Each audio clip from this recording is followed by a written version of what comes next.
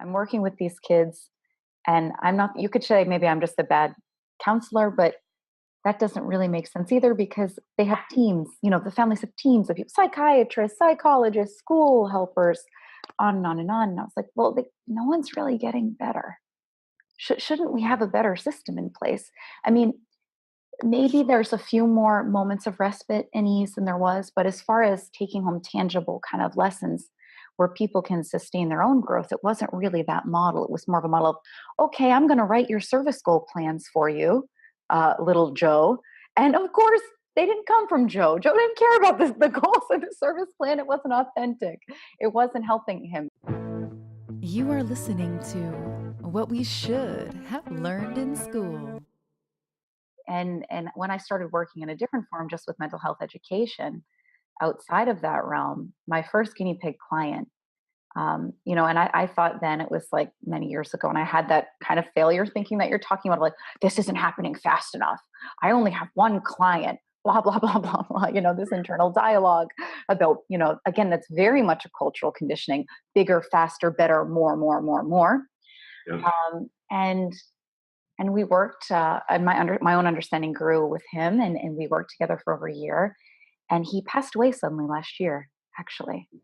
And the message I received from his son confirmed to me what you have said, Ryan, about one person makes a difference because they go into their communities.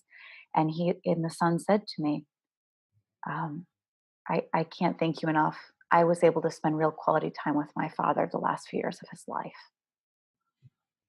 And from that also then in his community, other people I spoke with, or his own light showed with then his ex-wife and, his daughter in his community and his business. So, one thing that comes to mind is when I first met my husband, he was, he had a lot of resistance to these kind of ideas. It was very unfamiliar, right? It was like he was trying to walk without the gauge of how to do that. Really, these weren't conversations. In Finland, they barely go to psychologists. It's still very much a stigma even to do that. And he would say, well, Amy, he would be like, why are you trying to be a Mother Teresa? He's going to kill me for saying this. Why are you trying to be a Mother Teresa? This is just the way the world is. And I would kind of point, well, no, it isn't the way it is. This has been created.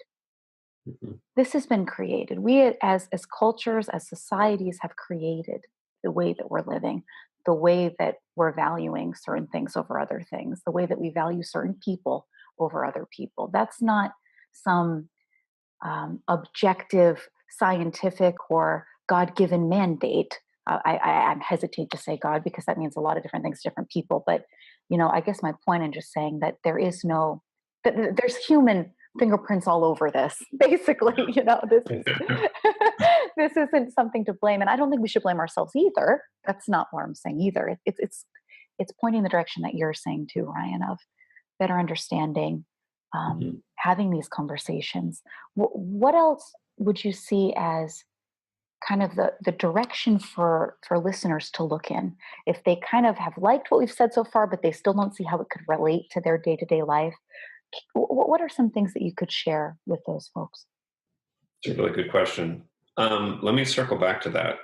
Sure. Because one of the things you said about, I mean, maybe that's part of the answer to the question too. You mentioned the blame thing, and like there's no point in blaming ourselves for the status quo that we've inherited. Hmm. And it's also interesting for me going back to the thing with my parents and like looking back at when I was a child and like some of the just destructive stuff that I was surrounded by. It's been so interesting getting to be the age in my life that they were when I was a little kid and being like, okay, and looking at how I see the world and looking at the people, my peers around me and how they see the world and what they're processing, going through. And it's just so clear that like, I feel so much compassion for my parents now. At the time, like it doesn't take away culpability or accountability for their choices and actions, but there's no value in blame. There's no value in believing in failure. It's just, it's a fiction. It's an imaginary correlation. So, I mean, one of the things that I think Well, it goes back to what I was saying about existence not being a spectator sport. And I grew up in Los Angeles area, so I was deeply impacted by the entertainment industry and that whole thing. And you kind of touched on that, the impact of that, where it's like bigger, faster, it has to be impressive and on television and explosions and fireworks. And if it's not, you're a failure. So just it's not an easy thing to do, but I think that it's our responsibility as a human being to, just be courageous. And courage, to me, real courage is not like how many people can I beat up. It's like open can I how open can I keep my heart as I move through life and connect with people and face things that are difficult and painful and scary, and not shut down and ask difficult questions and really question how I'm perceiving things and recognize that my perception, I mean, you touched on this too, where it's like this is one of the weirdest things about being human, in my opinion. Like, we are creatures that are having an exclusively subjective experience in an exclusively objective universe. So it's like there is objective truth, which is what, genuine, honest science is constantly attempting to get to. They're trying to understand what really is. Yeah. But it's challenging because we don't have the option of having an objective experience. Everything is subjective because we are at a very particular point in the universe, individually, you, me, everybody else. We are in a very specific point, which results in a very specific perspective. We have a lot of experiences that we've had in our lives that create our story, our subjective story. And then without that recognition, it's very easy for people to think that their subjective preferences and experiences are the reality of everything and start judging and throwing around,